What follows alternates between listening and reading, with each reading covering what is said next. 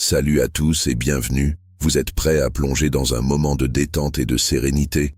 Je vous invite à vous installer confortablement, à relâcher toutes vos tensions et à laisser votre esprit voyager à travers une histoire douce et apaisante. Ensemble, prenons ce temps pour ralentir, rêver et se reconnecter avec notre imagination. Préparez-vous à une belle évasion. Dans une paisible ferme située en bordure d'un village endormi, les journées se suivent et se ressemblent. L'aube s'installe doucement, enveloppant les champs d'une lumière dorée, et les coqs lancent leur appel quotidien. C'est dans ce cadre tranquille que Marguerite, une poule rousse au plumage lustré, se démarque doucement. Pourtant, jusqu'à présent, personne ne lui a vraiment prêté attention. Elle est une poule parmi d'autres, piétinant la terre sèche à la recherche de quelques grains de maïs.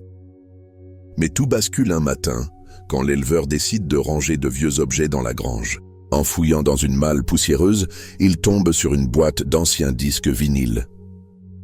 Curieux, il branche son vieil électrophone et après quelques craquements, une musique s'élève. Le son des guitares espagnoles emplit l'air, les castagnettes claquent et la voix d'une chanteuse de flamenco résonne comme une invitation à la danse.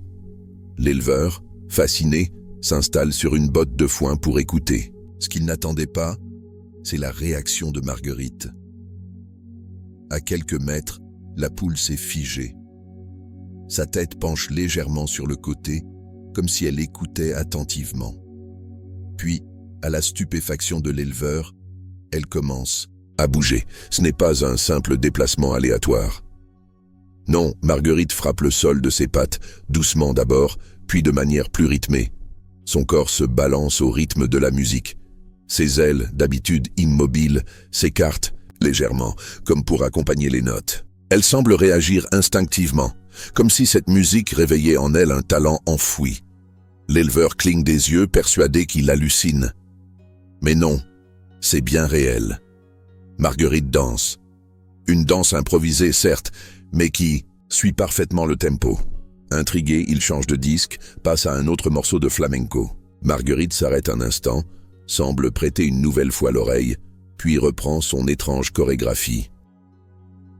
Au fil des jours, l'éleveur décide de mener une petite expérience. Chaque matin, après avoir nourri les poules, il remet de la musique.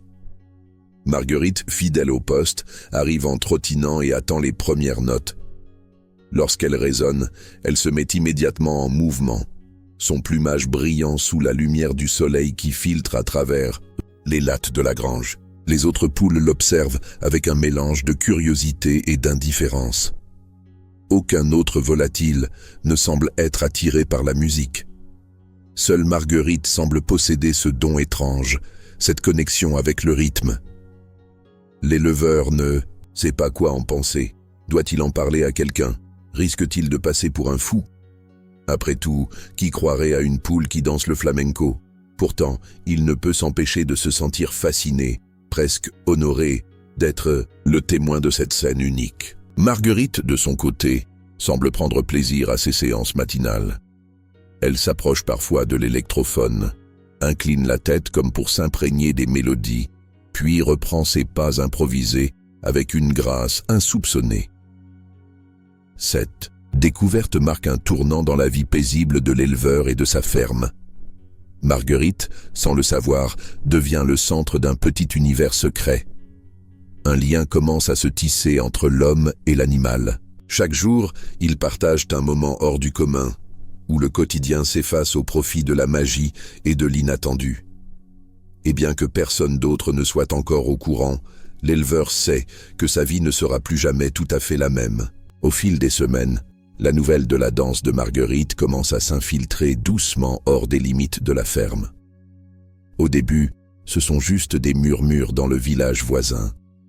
L'éleveur, amusé par sa poule dansante, finit par en parler un matin au boulanger. Ce dernier, sceptique mais curieux, passe un jour après la livraison de pain pour voir Marguerite à l'œuvre. Il n'est pas déçu. Sous ses yeux, la poule s'anime, frappant le sol de ses pattes avec une précision presque métronomique, suivant chaque crescendo et décrescendo de la musique flamenca. L'éleveur, voyant la bouche béante du boulanger, ne peut s'empêcher de sourire. Rapidement, le bouche à oreille fait son effet. Un dimanche, alors que l'éleveur sort de la grange pour se préparer à nourrir ses bêtes, il trouve un petit groupe de villageois rassemblés devant sa porte. Les enfants sont excités, les adultes échangent des regards amusés. Quelqu'un a parlé de Marguerite. Intrigué, l'éleveur les invite à entrer. Il allume son électrophone, choisit un disque et attend que la magie opère. Et elle opère. Marguerite, fidèle à elle-même, entre en scène, penche la tête comme pour saluer son public et commence sa danse. Le silence se fait dans la grange. Les villageois retiennent leur souffle. Même les enfants, d'habitude bruyants, regardent en silence, les yeux écarquillés. Marguerite danse, et pour un instant, tout semble s'arrêter. C'est comme si la musique et ses mouvements créaient une bulle de magie, suspendant le temps. Quand la musique s'arrête, il y a un moment de flottement, suivi d'applaudissements enthousiastes. Les adultes sourient, certains éclatent de rire, d'autres applaudissent encore. Marguerite reste impassible, reprenant son activité normale, grattant le sol comme si rien d'inhabituel ne s'était produit. L'éleveur commence alors à recevoir des visiteurs de plus en plus nombreux, des gens du village voisin, puis de la petite ville d'à côté. On lui demande si c'est un trucage, s'il a dressé la poule. Mais il ne sait pas quoi répondre. Comment expliquer un tel phénomène? Les visiteurs ne sont pas les seuls à remarquer Marguerite. L'éleveur voit bien que ses autres poules commencent à se comporter différemment. Elles ne dansent pas, mais elles s'écartent légèrement lorsque Marguerite se met en mouvement, comme si elle reconnaissait son statut spécial. Puis, un jour, un homme en costume, accompagné d'une femme portant un appareil photo, arrive à la ferme. Ils disent venir d'un journal local. Ils veulent écrire un article sur la poule qui danse le flamenco. L'éleveur, un peu embarrassé mais flatté, accepte de leur montrer Marguerite en action. Une fois encore, la poule ne déçoit pas. La femme prend des dizaines de clichés, tandis que l'homme note frénétiquement sur un carnet. Avant de partir, ils remercient l'éleveur et promettent de lui envoyer un exemplaire du journal. Quelques jours plus tard, l'éleveur trouve son nom et celui de Marguerite en première page d'un petit journal local. L'article, intitulé « La danseuse à plumes », est accompagné d'une photo de Marguerite en pleine action. L'éleveur rit en voyant cela, mais au fond, il est fier. Fier de sa poule extraordinaire, fier de l'avoir reconnue. Mais il ne peut s'empêcher de se demander « Et maintenant ?» Qu'arrivera-t-il lorsque tout le monde voudra voir la fameuse Marguerite? Le lendemain de la parution de l'article dans le journal local, la vie à la ferme prend un tournant inattendu. Ce matin-là, l'éleveur est réveillé par un bruit inhabituel.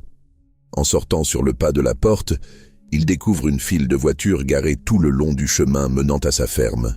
Des groupes de personnes se rassemblent près de la clôture, munis de caméras, de carnets et même de chaises pliantes. Certains ont apporté des paniers de pique-nique, d'autres tiennent des panneaux sur lesquels on peut lire des phrases comme « Marguerite Superstar » ou encore « La reine du flamenco ». L'éleveur se frotte les yeux incrédule. Il n'a rien vu venir. Hier encore, il pensait que l'article attirerait quelques curieux, mais il ne s'attendait pas à cette ruée. Les visiteurs l'interpellent dès qu'ils l'aperçoivent. « Vous pouvez nous montrer Marguerite ? Elle va danser aujourd'hui. » D'autres demandent « Combien coûte l'entrée ?» L'éleveur, déconcerté, explique qu'il ne fait pas payer. Marguerite est simplement une poule qui danse, rien de plus. Cependant, face à l'insistance des visiteurs, il décide de leur donner ce qu'ils sont venus voir. Il invite le groupe à entrer dans la grange, allume son électrophone et met le disque en marche. Marguerite, fidèle à elle-même, entre en scène. Elle s'élance au rythme de la guitare, frappe le sol de ses pattes, penche la tête en synchronisation avec les accords et marque chaque temps avec une grâce étonnante. Les spectateurs retiennent leur souffle, comme hypnotisés. Quand la musique s'arrête, un tonnerre d'applaudissements retentit. Les visiteurs se bousculent pour prendre des photos, poser des questions à l'éleveur et même demander des autographes. Marguerite, impassible, retourne à ses occupations. Pour elle, c'est juste une autre journée à la ferme. Mais pour l'éleveur, les choses commencent à devenir compliquées. La nouvelle de Marguerite s'est répandue au-delà du village voisin. Des journalistes de journaux régionaux, des blogueurs et même une équipe de télévision locale arrivent à la ferme. La petite cour de l'éleveur devient un véritable champ de foire. Les voitures font la queue, des enfants courent partout et des touristes se prennent en selfie devant la grange. L'éleveur, d'abord amusé, commence à se sentir dépassé. Sa ferme, habituellement paisible, est envahie par des curieux. Les visiteurs ne se contentent plus de regarder Marguerite danser. Certains veulent acheter des souvenirs, d'autres proposent de lui vendre des DVD de spectacles de flamenco pour enrichir le répertoire de la poule. Une femme venue de la ville offre même d'organiser un spectacle en direct avec Marguerite en tête d'affiche. L'éleveur décline poliment. Il ne veut pas transformer sa ferme en scène de spectacle permanent. Mais il commence à se demander s'il n'a pas perdu le contrôle de la situation. Le rythme effréné des visites, les sollicitations constantes et l'attention médiatique lui donnent le tournis. Marguerite, quant à elle, continue de danser, indifférente au tumulte qui l'entoure. L'éleveur se demande « Que lui réserve l'avenir ?» Marguerite pourra-t-elle continuer à danser paisiblement ou la célébrité finira-t-elle par briser cette magie unique? Après plusieurs jours de tumulte, les choses atteignent un point de basculement. Ce matin-là, lorsque l'éleveur se rend dans la grange, il est accueilli par une équipe de tournage qui s'est installée sans sa permission. Caméra, projecteur, câble, tout est déjà en place. « Vous devez être l'éleveur », lance une jeune femme en chemise à carreaux et casque sur les oreilles. Nous avons entendu parler de Marguerite et notre producteur a pensé que ce serait parfait pour un documentaire. L'éleveur, abasourdi, tente de comprendre ce qui se passe. Il n'a jamais donné son accord pour un documentaire. « Je crois que vous faites erreur. Je ne veux pas de documentaire ici, » dit-il, tentant de garder son calme.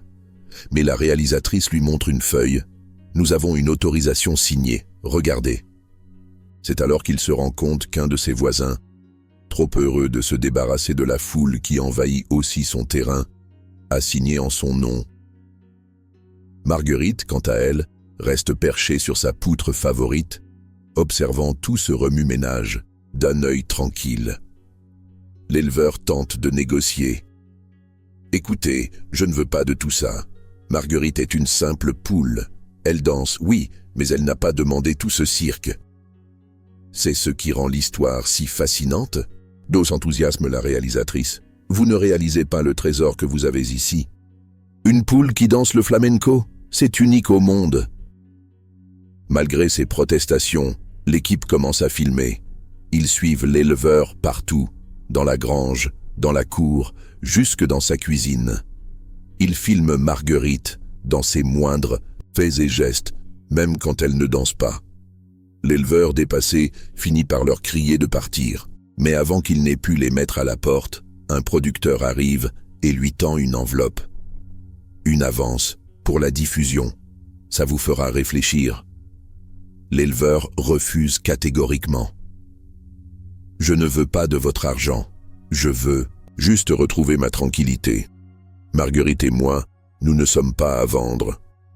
Finalement, après des heures de tension, l'équipe plie bagage, mais l'éleveur est épuisé. Il commence à comprendre que Marguerite est devenue bien plus qu'une simple poule. Son talent unique a attiré des regards qu'il n'aurait jamais imaginés. Désormais, il doit trouver un moyen de protéger sa ferme et sa protéger de cette célébrité envahissante. Quand le calme revient enfin, l'éleveur se rend dans la grange. Marguerite le regarde, inclinant la tête comme si elle attendait un signe. Il met un disque sur l'électrophone. La musique s'élève. Marguerite saute au sol et commence à danser, gracieuse, insouciante. C'est dans ces moments-là que L'éleveur se rappelle pourquoi il l'a toujours aimée, pas pour sa célébrité, mais pour la joie pure qu'elle lui apporte, loin de l'agitation du monde extérieur. À mesure que la renommée de Marguerite grandit, les demandes affluent de toutes parts. Des journalistes appellent sans cesse, des blogueurs spécialisés dans les animaux exotiques veulent des interviews, et même un producteur de télévision local propose de créer une série dédiée à la poule flamenco. L'éleveur qui n'a jamais cherché cette notoriété se sent dépassé. Mais Marguerite, elle, semble toujours indifférente. Chaque matin, elle se lève, picore quelques grains, puis commence à esquisser ses mouvements dans la lumière douce de l'aube. Cependant, un matin, quelque chose d'inhabituel se produit. Lorsqu'il entre dans la grange, l'éleveur découvre une lettre posée sur une botte de foin. Pas une simple lettre, une enveloppe luxueuse, ornée d'un logo en or qu'il ne reconnaît pas. À l'intérieur, une invitation. Un célèbre théâtre parisien souhaite accueillir Marguerite pour un spectacle unique. Une performance inédite, précise la lettre, accompagnée d'un billet de train en première classe et d'une généreuse avance financière. L'éleveur hésite. Paris ? C'est bien loin de leur petite ferme tranquille. Mais il ne peut nier que l'idée de voir Marguerite danser sur une grande scène est séduisante. Pourtant, il s'inquiète. Marguerite n'a jamais quitté la ferme. Comment s'adapterait-elle à la foule, aux projecteurs, à l'agitation d'un théâtre en effervescence? Et si elle refusait tout simplement de danser? Le dilemme le ronge pendant plusieurs jours. Il parle à Marguerite, bien qu'il sache qu'elle ne peut répondre. « Tu crois qu'on devrait y aller, ma belle ?» Elle le regarde simplement, comme si elle attendait qu'il prenne la décision. Finalement, l'éleveur décide d'accepter l'invitation. Mais il impose des conditions strictes. Marguerite ne doit pas être forcée de faire quoi que ce soit qu'elle ne souhaite pas. Et si elle montre des signes de stress, ils partiront immédiatement. À contre-cœur, il prépare un petit sac, prend le billet et se prépare à embarquer pour Paris avec Marguerite. À la gare, les curieux ne manquent donc pas de faire des commentaires. Une poule dans une cage spéciale, équipée de coussins et d'un petit miroir, c'est un spectacle en soi. L'éleveur, malgré sa nervosité, maintient une expression calme. Marguerite, pour sa part, reste impassible, observant les mouvements de la gare comme si elle analysait déjà la chorégraphie d'une danse future. Lorsque le train démarre, l'éleveur se rend compte qu'il vient de franchir une étape qu'il n'aurait jamais imaginée. Que leur réserve Paris? Marguerite sera-t-elle à la hauteur des attentes? Et surtout, qu'arrivera-t-il si tout cela tourne mal? Tandis que le train file vers la capitale, il ne peut s'empêcher de se demander si ce voyage est une erreur ou la meilleure chose qu'il ait jamais faite. Arrivés à Paris, l'éleveur et Marguerite sont accueillis comme de véritables célébrités. À peine descendus du train, ils sont assaillis par une foule de journalistes, de photographes et de curieux. L'éleveur, déjà mal à l'aise, dans cette grande ville, serre plus fort la cage de Marguerite, qui, elle, reste étonnamment calme. Elle semble presque fascinée par tout ce brouhaha. Les flashs crépitent, les questions fusent, et l'éleveur essaye tant bien que mal de se frayer un chemin à travers la foule. Un chauffeur envoyé par le théâtre les attend sur le quai. Il les conduit jusqu'à un grand hôtel situé non loin des Champs-Élysées. L'éleveur, qui n'a jamais séjourné dans un tel endroit, est impressionné par les dorures, les lustres scintillants et le personnel impeccablement habillé. Marguerite, toujours dans sa cage, semble curieuse, tendant le cou pour observer l'immense hall d'entrée. Ils sont conduits à une suite spacieuse où une large baie vitrée offre une vue imprenable sur la ville. La première soirée est dédiée au repos. Marguerite est installée sur un petit perchoir spécialement aménagé pour elle, tandis que l'éleveur s'effondre sur un canapé moelleux. Mais la tranquillité est de courte durée. Dès le lendemain matin, l'agenda est chargé. Répétitions, entretien avec la presse, ajustement des lumières et de la musique. L'éleveur, peu habitué à ce rythme effréné, court partout pour s'assurer que Marguerite est bien traitée, qu'elle a assez à manger et qu'elle ne montre aucun signe de stress. À l'heure des répétitions, Marguerite est conduite sur la grande scène du théâtre. C'est un lieu majestueux. Des rangées de sièges recouverts de velours rouge, un immense rideau doré et des projecteurs qui illuminent chaque recoin. L'éleveur, resté dans les coulisses, observe avec appréhension. Il se demande si Marguerite parviendra à danser dans cet environnement si différent de leur grange paisible. La musique commence. Les premières notes de flamenco résonnent dans la salle vide. Marguerite, après un instant d'hésitation, avance lentement. Puis elle commence à danser, tout comme elle le faisait à la ferme.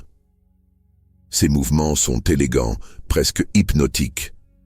Les responsables du théâtre, qui regardaient avec scepticisme, se redressent dans leurs sièges. Ils échangent des regards, surpris, murmurant des commentaires admiratifs. L'éleveur, quant à lui, sent un poids se lever de ses épaules. Marguerite danse comme si elle était faite pour cette scène. Après plusieurs répétitions, l'équipe du théâtre est convaincue, Marguerite est prête. L'éleveur, soulagé mais toujours nerveux, sait que le véritable test viendra lors de la première représentation, devant un public nombreux et exigeant. La presse, qui a suivi l'affaire de près, a déjà annoncé l'événement comme le spectacle le plus inattendu de l'année. L'éleveur, bien que toujours un peu dépassé, commence à se laisser gagner par une timide excitation. Pour la première fois, il envisage la possibilité que tout cela se termine bien, que Marguerite puisse briller sous les projecteurs et conquérir le cœur de Paris. Le jour tant attendu de la première est enfin arrivé. Les rues devant le théâtre sont animées, des voitures élégantes déposent des spectateurs en tenue de gala, des journalistes posent leurs questions aux invités, et des badauds se pressant pour apercevoir les célébrités venues assister à cet événement unique. L'éleveur, vêtu d'un costume loué pour l'occasion, arrive avec Marguerite dans une cage ornée de rubans. Il a le cœur battant, partagé entre fierté et anxiété. Dans les coulisses, l'agitation est à son comble. Les techniciens vérifient une dernière fois les éclairages, les musiciens s'accordent, et les assistants du théâtre passent en revue chaque détail. L'éleveur, lui, se concentre sur Marguerite. Il s'assure qu'elle a mangé, qu'elle est calme et qu'elle est prête à entrer en scène. Marguerite, comme à son habitude, semble étonnamment tranquille. Elle picore un peu de nourriture, lisse ses plumes et semble presque indifférente à l'effervescence qui l'entoure. Enfin, les lumières dans la salle s'éteignent et un murmure d'excitation parcourt le public. Le rideau se lève lentement, révélant une scène plongée dans une douce lumière dorée. Marguerite est là, au centre, immobile, dans une ambiance feutrée. L'éleveur, caché dans l'ombre, des coulisses, sent son souffle se suspendre. La musique commence, un flamenco lent et envoûtant. Les premières notes vibrent dans l'air, et Marguerite fait un pas en avant. D'un mouvement précis, elle lève une patte, puis l'autre, avec un rythme qui semble naturel, presque instinctif. Le public, d'abord silencieux, commence à réagir. Des murmures d'étonnement, des chuchotements admiratifs. Marguerite tourne sur elle-même, agitant ses ailes dans une synchronisation parfaite avec la musique.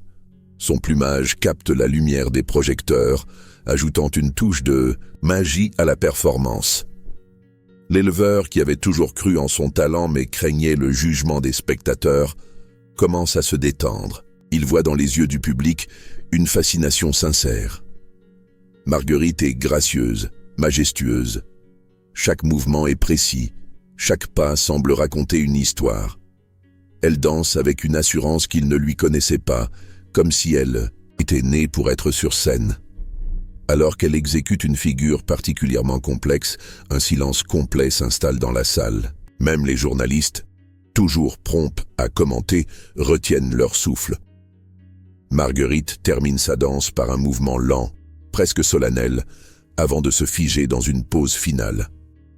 Quelques secondes s'écoulent, et puis l'applaudissement éclate, d'abord timide, puis assourdissant. Des cris de bravo, des sifflets admiratifs, et même quelques hurlements d'enthousiasme remplissent l'air. Dans les coulisses, l'éleveur sent les larmes lui monter aux yeux. Après tant d'efforts, tant d'incertitudes, Marguerite a conquis Paris. Les spectateurs se lèvent pour une standing ovation. Certains agitent des foulards, d'autres lancent des roses sur la scène. Marguerite, visiblement indifférente à tout ce vacarme, se contente de lisser ses plumes, comme si tout cela n'était qu'une journée ordinaire. Le rideau tombe doucement, mais l'enthousiasme du public ne faiblit pas. L'éleveur, toujours dans l'ombre, sait qu'ils ont réussi. Marguerite est devenue une star, une légende. Ce soir-là, Paris tout entier parle de la poule qui danse le flamenco. Et l'éleveur, épuisé mais comblé, commence enfin à croire en la magie de son incroyable histoire. Dans la grande salle du théâtre, tout est suspendu à l'attente de la grande révélation. Marguerite, la célèbre poule dansante, est cachée derrière le rideau, prête à envoûter une fois de plus son public. Ce soir, l'assistance est encore plus impressionnante que d'habitude. Des critiques influents, des journalistes internationaux et même quelques figures de la haute société se sont pressés pour assister à ce qui s'annonce comme une performance mémorable. L'éleveur, lui, est plus nerveux que jamais. Il a passé des jours à perfectionner la chorégraphie de Marguerite. Il a travaillé avec les musiciens pour synchroniser chaque note avec le moindre battement d'aile, et il a même fait appel à un expert en éclairage pour créer une ambiance magique. Mais au fond de lui, il ne peut s'empêcher de s'inquiéter. Et si Marguerite faisait un faux pas? Et si le public ne répondait pas comme prévu? Ses pensées tourbillonnent dans son esprit alors qu'il ajuste une dernière fois le ruban doré qui orne le cou de sa vedette. Les lumières dans la salle s'estompent progressivement, plongeant le public dans l'obscurité. Un murmure excité parcourt l'assistance et les premiers accords de guitare résonnent dans l'air. Doucement, le rideau se lève, révélant Marguerite au centre de la scène, baignée dans une lumière dorée. Elle est immobile, tête haute, comme une danseuse étoile en attente de sa musique. Puis, la guitare accélère et Marguerite fait son premier mouvement.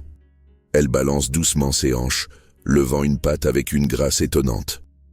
La musique continue et elle entame sa danse, plus complexe que jamais. Chaque pas, chaque mouvement d'elle est précis, comme si elle avait répété cette chorégraphie toute sa vie. Le public est captivé. Certains spectateurs, incrédules, se penchent en avant, comme pour mieux voir. Les murmures se transforment en chuchotements d'admiration. Alors que la musique atteint son apogée, Marguerite exécute une série de tours et de pas de danse flamenco avec une virtuosité que personne ne pouvait imaginer. Les musiciens eux-mêmes, transportés par sa performance, jouent avec encore plus d'émotion. L'éleveur, caché dans l'ombre des coulisses, sent son cœur gonfler de fierté. Marguerite est éblouissante, c'est bien plus qu'une poule dansante, c'est une véritable artiste.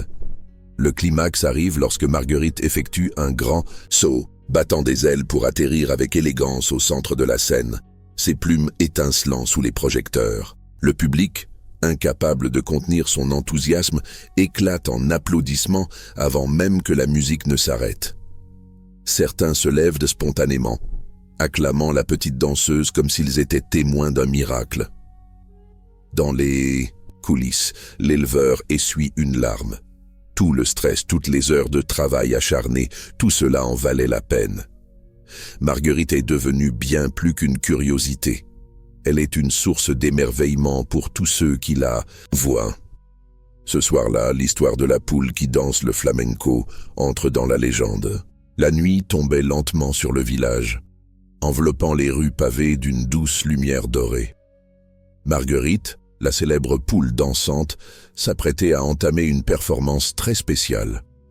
Le petit théâtre était illuminé comme jamais, chaque détail soigneusement orchestré pour captiver le public. Les affiches annonçaient un spectacle unique, et les habitants, vêtus de leurs plus beaux habits, affluaient dans la salle. Dans les coulisses, l'éleveur veillait sur sa star avec une tendresse particulière. Marguerite portait une nouvelle parure de plumes légèrement teintée de rouge, symbolisant la passion du flamenco. La petite danseuse battit doucement des ailes, comme pour montrer qu'elle était prête. Les musiciens ajustaient leurs instruments et l'atmosphère était chargée d'une tension excitante. Le rideau s'ouvrit lentement, dévoilant une scène décorée avec goût. De grandes ombrelles andalouses étaient disposées à l'arrière-plan, et des lanternes diffusant une lumière tamisée formaient un halo autour de Marguerite. À peine visible au début, elle s'avança au centre de la scène, ses mouvements mesurés et pleins de grâce. Les premiers accords de guitare résonnèrent et elle entama une série de pas délicats. Le public était sous le charme dès les premières secondes. Marguerite semblait flotter sur la scène, chaque geste méticuleusement coordonné avec la musique. Elle pivotait, battait légèrement des ailes et s'arrêtait juste assez longtemps pour laisser les spectateurs savourer l'élégance de son art. La guitare s'intensifiait et des palmas résonnaient dans la salle, accompagnant chaque tapotement de sa patte. Les danseuses humaines auraient envié la précision de ses mouvements et l'émotion qu'elle suscitait. Puis vint le moment le plus attendu. Une séquence complexe de zapateado où Marguerite, sur une plateforme spécialement conçue, reproduisit des rythmes rapides et syncopés avec ses pattes. La salle retint son souffle, chacun des pas résonnait clairement, accentuant la virtuosité de cette petite danseuse hors du commun. Les musiciens eux-mêmes semblaient emportés par sa performance, ajoutant des improvisations subtiles à la mélodie. Le point culminant de la scène arriva lorsque Marguerite s'élança dans un mouvement qui semblait impossible, un saut gracieux, battant des ailes comme pour s'envoler, avant de retomber avec une légèreté incroyable. À ce moment précis, le public éclata en applaudissements tonitruants. Des vivas, des cris de joie et même quelques larmes d'émotion remplissaient la salle. Marguerite s'inclina légèrement, ses yeux brillants de ce qui semblait être de la fierté. Dans les coulisses, l'éleveur ne pouvait contenir son émotion. Il savait que ce qu'il voyait dépassait toutes ses espérances. Marguerite était devenue une icône, une légende vivante. Ce soir-là, le village entier résonna, des échos de la danse flamenco la plus mémorable jamais vue, portée par une petite poule qui avait conquis les cœurs bien au-delà de ses frontières. Les applaudissements tonitruants du public résonnaient encore dans la petite salle. Marguerite, cette poule extraordinaire, venait de conclure sa prestation finale sur un enchaînement de pas d'une précision éblouissante. Le rideau venait à peine de retomber, mais les spectateurs continuaient à scander son nom, réclamant à grands cris un dernier salut. Marguerite, toujours perchée sur la scène, inclinait légèrement la tête, comme pour savourer cet instant unique. Dans l'ombre des coulisses, l'éleveur essuyait discrètement une larme. Cette soirée marquait bien plus qu'une simple représentation. C'était le couronnement de mois, voire d'années, de dévouement et de passion. Marguerite avait commencé son voyage comme une petite poule parmi tant d'autres, et la voilà, maintenant devenue une véritable légende du flamenco. La salle était pleine à craquer. Les habitants du village, mais aussi des visiteurs venus de loin, s'étaient réunis pour célébrer celle qui avait redéfini ce qu'une poule pouvait accomplir. Parmi eux se trouvaient des journalistes, des artistes, et même un critique renommé dont les colonnes influençaient la scène culturelle. Tous étaient venus dans l'espoir d'assister à l'impossible. Et ils l'avaient vue. Ils avaient vu Marguerite danser comme si elle portait en elle l'âme même du flamenco. Quand elle revint sur scène pour un dernier salut, une mer de flashs d'appareils photo l'accueillit. Les guitares reprirent doucement une mélodie, et le public, comme s'il avait été guidé par une intuition collective, accompagna la musique de palmas et de cris enjoués. Marguerite pivota, tapa une dernière fois ses pattes avec un rythme parfait, puis se redressa fièrement, battant des ailes pour saluer. Cette image resterait gravée dans les mémoires. Une poule, illuminée par les projecteurs, baignée dans une ovation qui semblait ne jamais vouloir s'arrêter. La soirée s'étira tard dans la nuit. Les discussions animées remplissaient la place du village. On ne parlait que d'elle. Marguerite, la poule dansante, avait transcendé toutes les attentes. On racontait déjà cette histoire comme une fable moderne. un conte improbable où une simple poule devenait une étoile du flamenco. Les enfants se promettaient d'apprendre ses pas. Les adultes échafaudaient des plans pour immortaliser ce moment dans des œuvres d'art, et les musiciens se mettaient à rêver de collaborations insolites. Mais plus que tout, ce que Marguerite laissait derrière elle, c'était une leçon d'espoir et de courage. Elle avait montré que même quand on ne correspond pas à l'image classique d'un danseur ou d'un artiste, le talent et la détermination pouvaient ouvrir des portes insoupçonnées. Elle avait dansé non seulement pour elle-même, mais pour tous ceux qui, un jour, avaient douté de leur capacité. Sa dernière scène, empreinte d'élégance et d'émotion, venait sceller cette incroyable aventure. Quand le rideau tomba une dernière fois, il ne s'agissait pas d'une femme. C'était le début de la légende de Marguerite, la poule qui avait dansé le flamenco comme personne ne l'avait jamais fait auparavant.